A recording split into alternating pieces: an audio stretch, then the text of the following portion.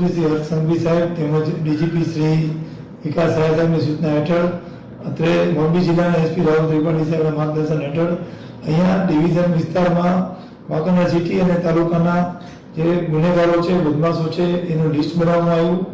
આ તમામના જે પ્રવૃત્તિઓ છે એ વોચ હેઠળ છે.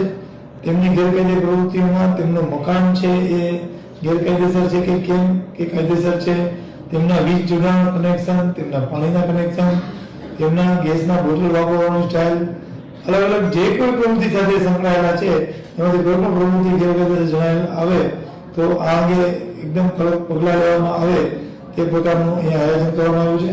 અત્યાર સુધીમાં અહીંયા વાંકાનેર સિટી અને તાલુકા થઈને 20 જેટલા વીજ જોડાણ છે એ કાપવામાં આવ્યા છે અને એમની સજાકીય કાર્યવાહી પણ, દંડની પણ કાર્યવાહી પણ કરવામાં આવી છે. હવે નળ જોડાણ અને જમીન ઉપર જે મકાન કે વાડા કે બાંધકામ કોઈ કરેલું હશે તો તે અંગેની માહિતી મેળવી અને એની કાયદેસરની કાર્યવાહી કરવામાં આવશે.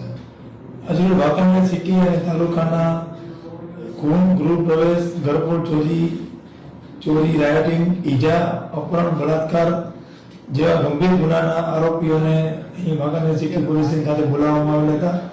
એની સંખ્યા આજે 35 થી 40 ગણી શકાય. અલગ અલગ ગુનેગારોને હિદાયત કરવામાં આવી કે ભવિષ્યમાં એ લોકો કાયદાનું પાલન કરશે અને કોઈ ગુનાહિત પ્રવૃત્તિમાં નહીં સંડોવાય તો ફાયદામાં રહેશે, નહીં તો કાયદાનું કામ કરશે અને કાયદામાં કોઈને છોડવામાં નહીં આવે. અને આ સાથે તેમને સૂચના પણ આપવામાં આવી છે અને તેમની પર વોચ રહેશે એવી એમને જાણ પણ કરવામાં આવી છે.